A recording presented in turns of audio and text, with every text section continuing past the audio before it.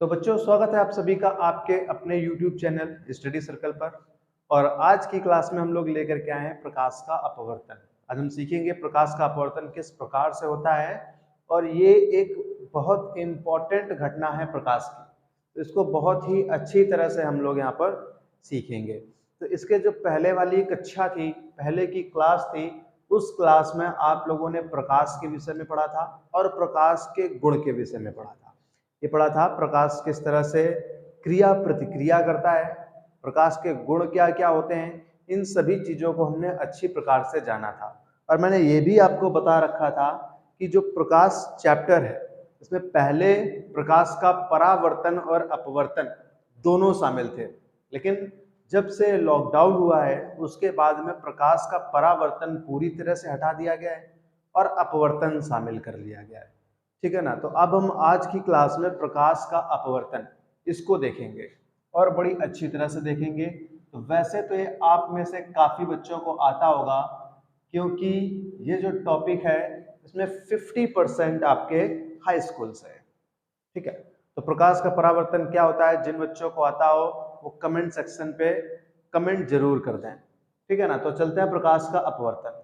क्या होता है प्रकाश का अपवर्तन, जरा समझना। जैसे मान लिया हमारे पास ये एक सेपरेटेड माध्यम है। ठीक है, मैं आपको दोनों लैंग्वेज बाइलिंगुअल पढ़ाऊंगा, क्योंकि कभी कभी क्या होता है ना कि हम लोग जो इंटर है उसको पूरी तरह से हिंदी में करके जाते हैं, लेकिन इसके बाद कई बच्चों के ड्रीम्स अलग अलग होते हैं। ठीक है, वो आगे चल के आईआईटी, नीट, जेई की प्रिपरेशन करना चाहते हैं।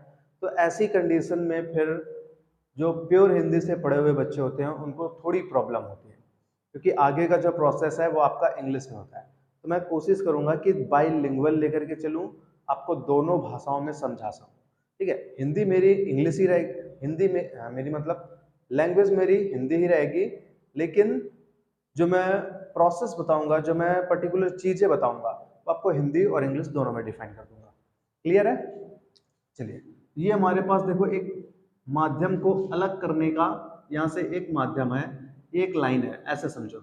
एक लाइन है, इसके ऊपर का जो माध्यम है वो है वायु, और नीचे का जो माध्यम है वो है जल। जल। ठीक, तो ये जो रेखा है, ये रेखा आपकी कहलाती है माध्यम का, या कह सकते हैं अपवर्तक पृष्ठ। इसको हम बोलते हैं अपवर्तक पृष्ठ।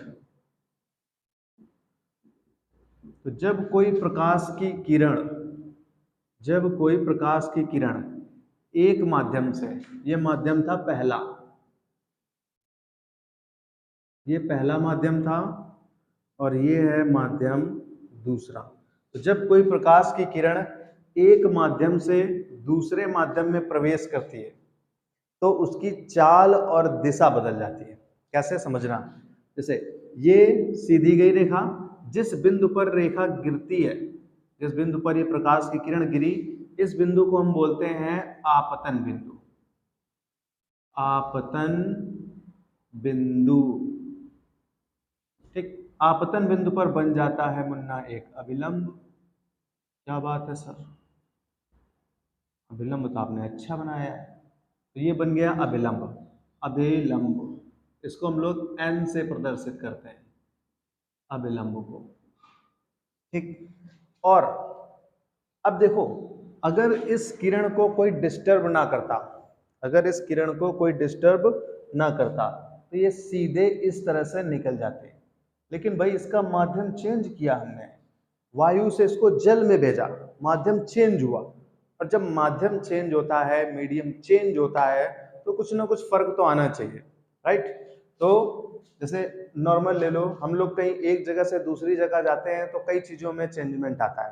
हो सकता है वहाँ का पानी डिफरेंट हो सकता है वहाँ चाल चलन डिफरेंट हो, कई तरह के डिफरेंस आते हैं। इसी तरह से इसको भी समझो, ये प्रकाश की किरण ये अभी एक अलग माध्यम है और यहाँ पर जा रही दूसरा माध्यम है। इधर का माध्यम कुछ और है, उधर का माध्यम कुछ और है। इधर का माध्यम वायु है, रेयरर मीडियम है, उधर डेंसर मीडियम है। ठीक, तो क्या होगा, इस किरण में कुछ ना कुछ अंतर आएगा। क्या होगा इसमें, दो चीजें होती हैं इसमें। एक तो इसका पाथ बदल जाता है, रास्ता बदल जाता है। यानी ऐसे जा रही थी, इसका रास्ता चेंज हो गया, उसको ऐसे जाना चाहिए था लेकिन रास्ता चेंज हो गया, ये ऐसे चली गई। ठीक, तो पहली कंडीशन क्या होती है, पाथ बदल जाता है यानी रास्ता बदल जाता है। और दूसरी चीज वेग बदल जाता है।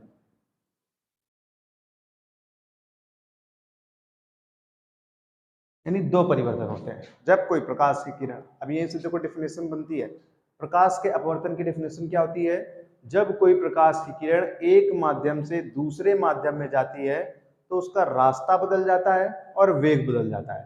प्रकाश की इसी घटना को हम लोग बोलते हैं प्रकाश का अपवर्तन। तो बोलो आप लोग को समझ में आया कि नहीं, आ गया होगा। अब देखिए, अब बात कर लेते हैं अपवर्तन के नियम के। अपवर्तन के नियम, तो अपवर्तन के नियम कितने होते हैं, अपवर्तन के दो नियम होते हैं। पहला नियम कौन सा, देखो ये जो किरण आई है इसको हम लोग बोलते हैं आपतित किरण। आपतित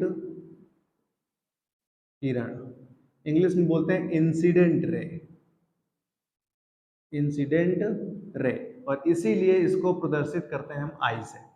ठीक, तो ये किरण जो आई है यानी आपतित किरण, और आपतन बिंदु पर अभिलंब, अभिलंब को बोलते हैं हम इंग्लिश में नॉर्मल, इसीलिए इसको एन से प्रदर्शित करते हैं। ठीक है, तो आपतित किरण और आपतन बिंदु पर अभिलंब, और ये जो किरण गई यानी अपवर्तित किरण, अपवर्तित किरण, इसको हम बोलते हैं रिफ्रैक्टेड रे।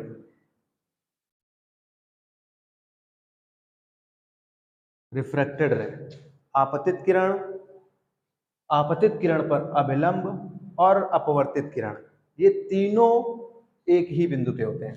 ठीक, तो ये इसका पहला रूल है, आपतित किरण और अभिलंब और अपवर्तित किरण तीनों एक ही तल पर होते हैं, एक ही तल पर होते हैं। ये हो गया इसका कौन सा नियम, पहला। चलो अब हम लोग बात करते हैं इसके दूसरे नियम की। दूसरा नियम क्या है, और दूसरा नियम बेहद इंपॉर्टेंट है। देखो दूसरा नियम क्या है, ध्यान से समझना। पहला नियम समझ में आ गया आप सब लोग को, आपतित किरण, अभिलंब और अपवर्तित किरण तीनों एक ही बिंदु पे होते हैं। ठीक है ना, अब देखो इसके बाद बात करते हैं इसके दूसरे नियम की। दूसरा नियम क्या कहता है, ध्यान से समझना। ये जो आपतित किरण है और ये जो अभिलंब है, इन दोनों के बीच में एक एंगल बनता है। आपतित किरण और अभिलंब, इन दोनों के बीच में एक एंगल बनता है, इसको हम लोग कहते हैं आपतन कोण, आपतन कोण। ठीक, इंग्लिश आप समझ ही गए होंगे इसके, आपतन मतलब इंसिडेंट और कोण मतलब एंगल। तो इंसिडेंट एंगल, तो आपतन कोण है जिसको हम लोग आई से प्रदर्शित करते हैं, और अपवर्तित किरण और अभिलंब के बीच का एंगल, इसको हम आर से प्रदर्शित करते हैं, और इसको हम कहते हैं अपवर्तन कोण, अपवर्तन कोण। तो दूसरा नियम क्या बताता है, ये कहता है चिल्ला चिल्ला के कि आपतन कोण की साइन तथा अपवर्तन कोण की साइन, कोण भाई लिख लो, आपतन कोण की साइन और अपवर्तन कोण की साइन की निष्पत्ति या अनुपात सदैव नियत रहते हैं। ठीक, ये इसका दूसरा नियम है। क्या है, आपतन कोण की साइन, भाई हिंदी में अगर इसको पढ़ना चाहो तो साइन को हिंदी में कहते हैं ज्या, आपतन कोण की ज्या और अपवर्तन कोण की ज्या का अनुपात सदैव नियत रहता है, यही हमारा अपवर्तन का दूसरा नियम है। ठीक, आपतन कोण की साइन तथा अपवर्तन कोण की साइन दोनों का अनुपात सदैव नियत रहता है, समझ गए, ये इसका दूसरा नियम।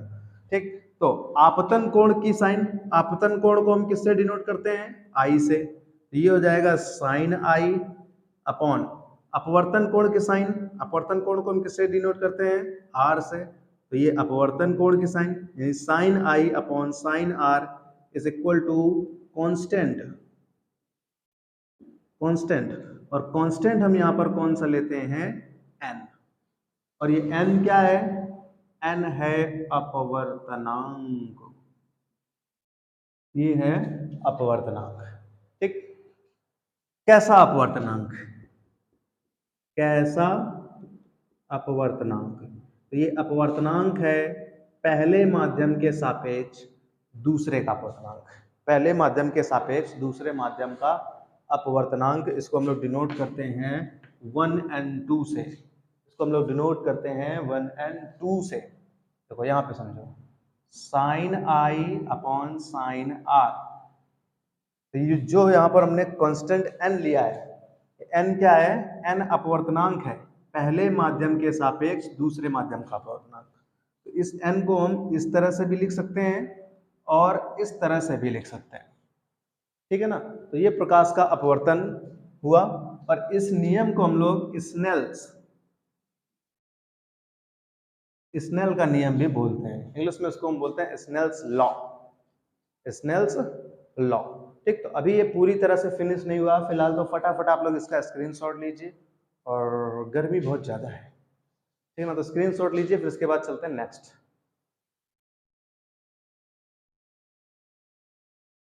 हाँ, तो भाई हमने क्या देखा कि जो अपवर्तन का दूसरा नियम है वो है sine I upon sine R is equal to 1n2 is equal to n, और इसे हम लोग स्नेल्स लॉ कहते हैं, इसे हम लोग स्नेल्स लॉ कहते हैं। चलिए अब इसके आगे देखते हैं। देखो ये जो लिखा हुआ है आपके पास 1n2 और n, ये क्या है, m तो आपने पहली बार देखा, अगर हाई स्कूल मन लगा के पढ़ाई की है तो आपको पता होगा कि ये n क्या है, लेकिन अगर हाई स्कूल में सिर्फ घास काटी है तो देखो इधर समझो, ये जो n है ये n है अपवर्तनांक, अपवर्तनांक लिख लो इसको सुनहरे शब्दों में, ये n है अपवर्तनांक, ठीक भाई। और ये जो अपवर्तनांक होता है ये दो प्रकार का होता है, कितने प्रकार का होता है, दो प्रकार का। अभी मैं बताऊंगा ये अपवर्तनांक क्या होता है, लेकिन अभी समझे अपवर्तनांक है क्या, कितने प्रकार का होता है। ये अपवर्तनांक दो प्रकार का होता है, एक होता है निरपेक्ष अपवर्तनांक, निरपेक्ष अपवर्तनांक, और दूसरा होता है सापेक्ष अपवर्तनांक।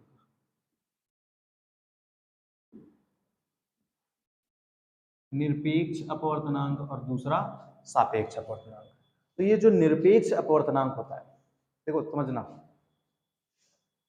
अपवर्तनांक को हम लोग इस तरह से डिफाइन कर सकते हैं कि ये जो अपवर्तनांक है, ये अपवर्तनांक भाई साहब फर्स्ट मीडियम में, ठीक, इसको हम लोग लिख लेते हैं इस तरह से, मीडियम फर्स्ट में प्रकाश की चाल, और उसके बाद मीडियम सेकंड में प्रकाश की चाल, ठीक। ये जो अपवर्तनांक है वो क्या बताता है कि प्रकाश की चाल किस मीडियम से कितने गुना है। जैसे समझो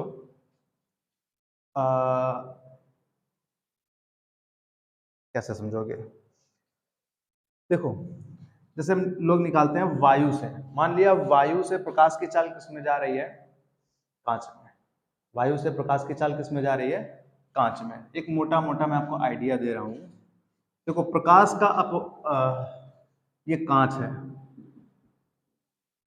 ठीक, तो कांच का अपवर्तनांक क्या होता है 1.5, मीडियम वन क्या है, प्रकाश की चाल किसमें, एयर में, यानी ऊपर का मीडियम एयर है, तो यहाँ पे हम लोग प्रकाश की चाल कहाँ निकालेंगे, एयर में प्रकाश की चाल। और दूसरी बात निकालेंगे यहाँ पे प्रकाश की चाल किसमें, कांच में। किसमें निकालेंगे, कांच में। तो कांच, कांच को हम लोग बोलते हैं ग्लास, तो ग्लास में निकालेंगे। तो एयर में, जो एयर में प्रकाश की चाल होती है उसको अपन डिनोट करते हैं सी से, और ये हो गया Vg, ग्लास में प्रकाश की चाल। तो 1.5 is equal to C, C equal होता है 3 इंटू 10⁻⁸ मीटर पर सेकेंड और अपॉन Vg। ये इधर आ गया इसमें, ठीक, ये इधर मल्टीप्लाई हो जाएगा, तो ये हो जाएगा कितना, Vg is equal to 3 into 10⁸ upon 1/5। तो ये क्या बताता है, यहां से समझना, ये प्रकार, ये अपवर्तनांक है। ये क्या है हमारा, अपवर्तनांक। ये अपवर्तनांक क्या बता रहा है, ये अपवर्तनांक यहाँ पर बता रहा है कि किसी मीडियम में प्रकाश की चाल, ठीक, ध्यान से समझना, ये किसी भी मीडियम की बात चल रही है और ये एयर है, ठीक।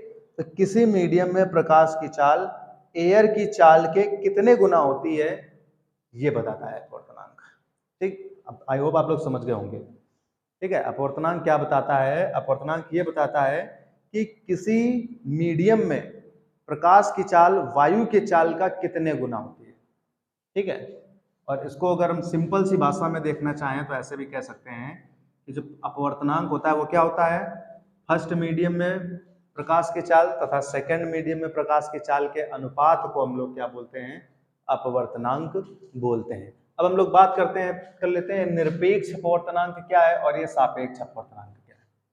देखो, निरपेक्ष अपवर्तनांक क्या है, निरपेक्ष अपवर्तनांक तब कहा जाएगा जब हमारा पहला मीडियम वायु, एयर, ठीक, मतलब अगर प्रकाश की चाल वायु से आ रही है और फिर दूसरे किसी भी मीडियम में जा रही हो, जल में जा रही हो या ग्लास में जा रही हो, किसी भी मीडियम में जा रही हो, उससे में कोई लेना देना नहीं है, ठीक है ना। फर्स्ट मीडियम हमारा एयर होना चाहिए। अगर फर्स्ट मीडियम आपका एयर है, इसके बाद सेकंड मीडियम कोई भी है, तो ऐसी कंडीशन पे जो अपवर्तनांक होता है उसको हम निरपेक्ष अपवर्तनांक कहते हैं। यानी हम कह सकते हैं कि वायु के सापेक्ष अगर अपवर्तनांक निकाला जाता है तो वो कहलाता है निरपेक्ष अपवर्तनांक। और सापेक्ष अपवर्तनांक क्या है, यानी दोनों मीडियम में किसी में भी एयर नहीं होनी चाहिए, ठीक। जल से कांच में जाए या कांच से जल में जाए या जल से कांच में जाए, कोई किसी में भी जाए, लेकिन एयर नहीं होनी चाहिए। तो ऐसे अपवर्तनांक को हम बोलते हैं सापेक्ष अपवर्तनांक। समझ गए ना, ठीक। तो ये अपवर्तनांक वाला सिस्टम यहाँ पे तो खत्म होता है। अब एक चीज यहाँ पर हम लोग और समझते हैं, इसी को थोड़ा सॉल्व करते हैं।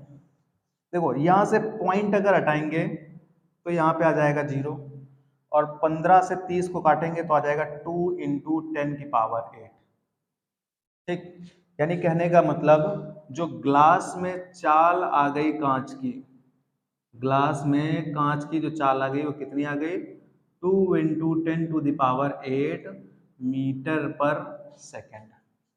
अब अगर मैं आपसे पूछूं कि यहाँ पर जल की चाल ज्यादा है, सॉरी, यहाँ पर प्रकाश की चाल वायु में ज्यादा है या कांच में ज्यादा है, तो आप लोग क्या बताओगे। सर, वायु में चाल 3 इंटू 10⁸ है, कांच में चाल 2 इंटू 10⁸ है। इसका मतलब कांच में प्रकाश की चाल कम है, कांच में प्रकाश की चाल कम है। कांच का अपवर्तनांक मुन्ना कितना था, 1.5 कांच का, और एयर का अपवर्तनांक कितना होता है, 1। कांच में प्रकाश की चाल कितनी है, 2 इंटू 10⁸। जल, एयर में प्रकाश की चाल कितनी है, 3 इंटू 10⁸। यानी अपवर्तनांक इसका ज्यादा है लेकिन चाल इसकी कम है। उसी तरह से अपवर्तनांक इसका कम है, चाल इसकी ज्यादा है। यानी जो अपवर्तनांक है वो चाल से इनवर्स है, यानी चाल बढ़ेगी तो अपवर्तनांक घटेगा घटेगा घटेगा, चाल घटेगी तो अपवर्तनांक बढ़ेगा बढ़ेगा बढ़ेगा, है ना। ये चीज आप लोग समझ गए होंगे। तो यहां से एक और फॉर्मूला निकल के आता है। देखो क्या निकल के आता है N N is equal to, यानी जो अपवर्तनांक होता है वो इनवर्स होता है n2/n1, और वेग v1/v2, लैम्डा को भी अगर शामिल कर लिया जाए तो λ/λ2। तो एक ये फॉर्मूला आप लोग याद रखना, आपके न्यूमेरिकल्स में बहुत हेल्प करने वाला है, ठीक है। और चाल प्रकाश में एक चीज और होती है, आवृत्ति, आवृत्ति v, ठीक। तो ये v कभी नहीं चेंज होती, v हर मीडियम में, आवृत्ति हर एक मीडियम में एक समान रहती है, ठीक है। तो फटाफट इसका स्क्रीनशॉट लो, फिर इसके बाद चलते हैं इसके आगे। तो देखो यहाँ से आप लोग को समझ में आया कि प्रकाश किरणें, मतलब अपवर्तनांक क्या होता है। अपवर्तनांक n is equal to v1/v2, यानी फर्स्ट मीडियम में प्रकाश की चाल और सेकंड मीडियम में प्रकाश की चाल के अनुपात को अपवर्तनांक कहते हैं। अब हम लोग बात कर लेते हैं कि किसी माध्यम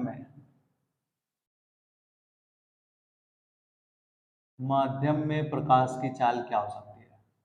माध्यम में प्रकाश की चाल, जैसे इसमें समझो ये यहाँ पर एयर है, एयर बोले तो वायु, वायु से प्रकाश की चाल, प्रकाश किसी दूसरे मीडियम में जा रहा है, ये कौन सा मीडियम है हमको नहीं पता है। तो वायु के सापेक्ष किसी दूसरे मीडियम में प्रकाश की चाल क्या होगी अपवर्तन के पदों में। तो देखो हम लोग जानते हैं कि n is equal to v1/v2। n is equal to v1 क्या है, पहले माध्यम में प्रकाश की चाल, और पहले माध्यम में प्रकाश की चाल यानी वायु में प्रकाश की चाल। तो यहाँ पे हम v1 को c लिख सकते हैं, बिल्कुल लिख सकते हैं, तो ये c हो गया। और ये दूसरे माध्यम में प्रकाश की चाल, और ये माध्यम कौन सा है नहीं पता है, तो v2 को क्या हम लोग vm लिखते हैं, माध्यम में प्रकाश की चाल। लिख लो सर, हमें मारा क्या जा रहा है। तो ये Vm मीडियम में प्रकाश की चाल क्या हो जाएगी, C/n, ठीक। तो वायु, अगर प्रकाश की किरण वायु से किसी भी दूसरे माध्यम में जा रही हो और उसके बाद आपसे पूछ लिया जाए कि माध्यम में प्रकाश की चाल क्या होगी, तो हम लोग डायरेक्ट ये वाला फॉर्मूला लगाएंगे, Vm is equal to C/n, ठीक है ना, कोई प्रॉब्लम। चलो अब इसके आगे बढ़ते हैं। एक चीज पर मैं आप लोग को और फोकस करवाना चाहूंगा, एक वैसे तो आप लोग समझ गए होंगे, बट दिस इज माई कर्तव्य। देखो एन, एन क्या है, अपवर्तनांक, ये आप लोग जानते हैं, ठीक है। जिस मीडियम, मीडियम की हम पहचान कैसे करेंगे, सघन है कि विरल है। तो अगर अपवर्तनांक ज्यादा है तो वो मीडियम सघन होगा, और अपवर्तनांक कम है तो वो मीडियम कैसा होगा, विरल होगा। तो अपवर्तनांक जब ज्यादा होता है तो मीडियम कैसा होता है, सघन, और जब अपवर्तनांक कम होता है तो मीडियम कैसा होता है, विरल। इस चीज को भी आप लोग समझेंगे। यानी जैसे अगर मैंने आपसे कह दिया वायु का अपवर्तनांक ज्यादा होना चाहिए या कांच का अपवर्तनांक ज्यादा होना चाहिए, तो आप लोग बोलोगे सर वायु विरल होती है, इसका मतलब इसका अपवर्तनांक कम होगा, अपवर्तनांक कम होगा। और आप लोग बोलोगे सर जो कांच होता है, कांच सघन होता है, तो इसका मतलब कांच का अपवर्तनांक कैसा होगा, ज्यादा होगा, ठीक है। तो अगर जितना ज्यादा n, जितना ज्यादा अपवर्तनांक होगा उतना ही ज्यादा वो माध्यम सघन होगा, ठीक है। सघन और विरल को हम लोग बोलते हैं, सघन को बोलते हैं इंग्लिश में डेंसर, और जो विरल होता है विरल को बोलते हैं रेरर, डेंसर मीडियम और रेयरर मीडियम, ठीक है ना। चलो अब हम लोग बात करते हैं प्रकाश किरणों की उत्क्रमणीयता के बारे में। तो इसका आप लोग फटाक से स्क्रीनशॉट ले लें, इसके बाद चलते हैं इसके आगे वाले टॉपिक की तरफ। बहुत ही खतरनाक नहीं है, बिल्कुल इजी टॉपिक है, एकदम छोटा सा भोलू सा गुलगुल। इसको करते हैं डिलीट और चलते हैं अपने आगे वाले टॉपिक की तरफ। टॉपिक टॉपिक नेक्स्ट टॉपिक है हमारा प्रकाश किरणों की उत्क्रमणीयता। प्रकाश किरणों की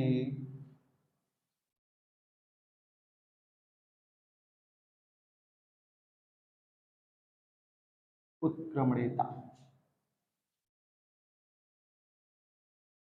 ठीक, प्रकाश किरणों की उत्क्रमणीयता। इसके लिए हम फिर से इस फोटो को दोबारा डिजाइन करेंगे और सभी बातों को सही से समझेंगे। देखो ये क्या है, सेपरेटेड लाइन जो मीडियम को अलग करती है। इसके ऊपर है मीडियम 1 यानी माध्यम 1, इसके नीचे है मीडियम 2 यानी माध्यम 2। पहला वाला जो मीडियम है इसका अपवर्तनांक है n। एक n को मुन्ना लोग इंग्लिश में रिफ्रैक्टिव इंडेक्स बोलते हैं, रिफ्रैक्टिव इंडेक्स।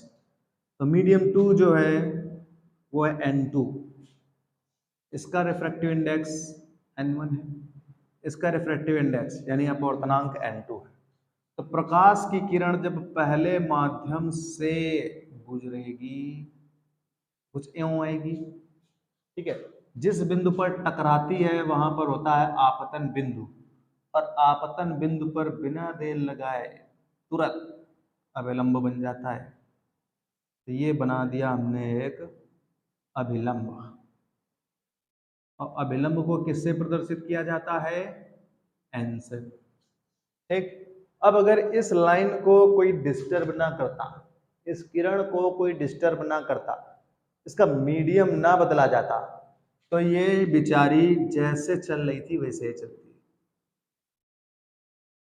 लेकिन इसके साथ हुई छेड़खानी, इसका मीडियम चेंज कर दिया गया। ठीक, जहां से जा रही थी वो माध्यम ही बदल दिया गया।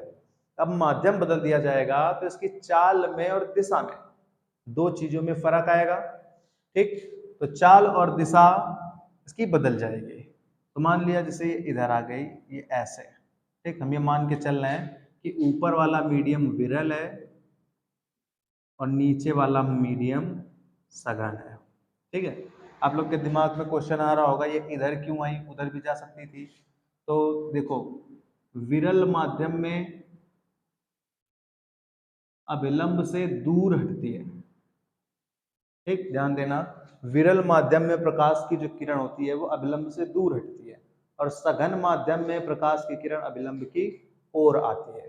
तो यहाँ पर ये जो मीडियम है सघन मीडियम है और ये अभिलंब है, तो ये क्या होगी, ये प्रकाश की किरण अभिलंब की ओर आएगी, ये अभिलंब की ओर आएगी, अभिलंब की ओर आएगी। क्यों ओर आएगी, क्योंकि सघन माध्यम है।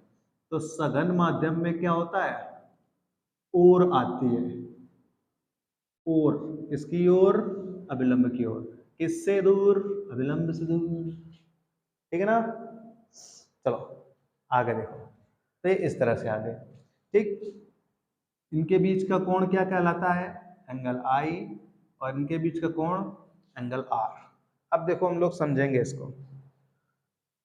जब प्रकाश की किरण एक माध्यम से दूसरे माध्यम में जा रही हो तब स्नेल का नियम क्या होगा। फर्स्ट पॉइंट, जब प्रकाश की किरण मीडियम 1 से मीडियम 2 में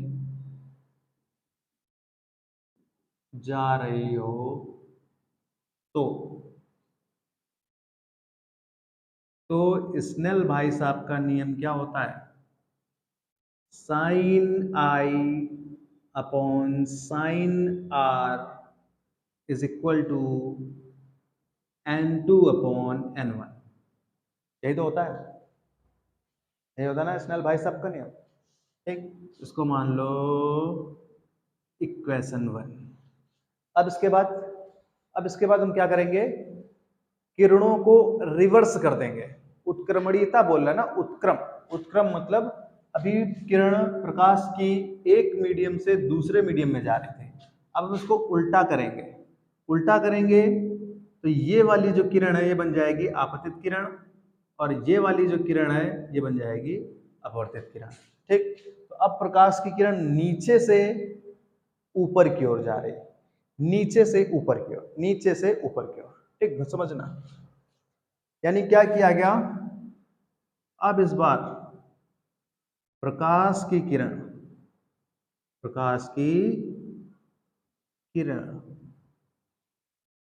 ये प्रकाश भाई सूरज वाला प्रकाश है, कुछ और ना समझना। प्रकाश की किरण तो सर जी क्या क्या पढ़ाया करते हो। जब प्रकाश की किरण मीडियम 2 में, मीडियम 2 से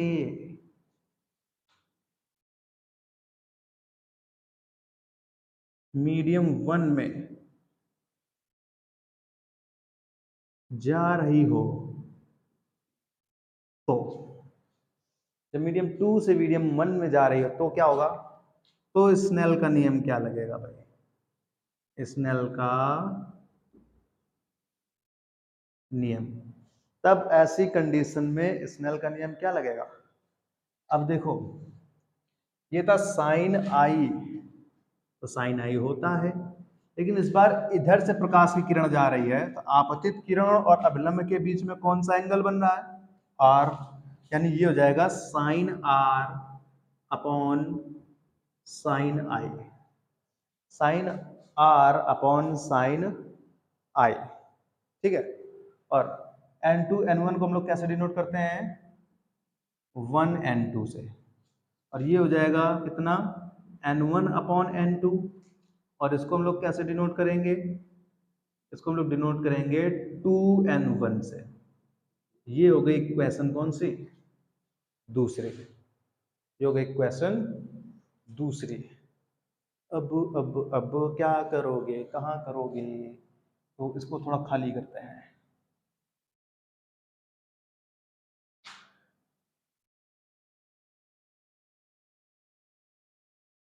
देखो यहाँ पे ले लो समीकरण 1 व 2 का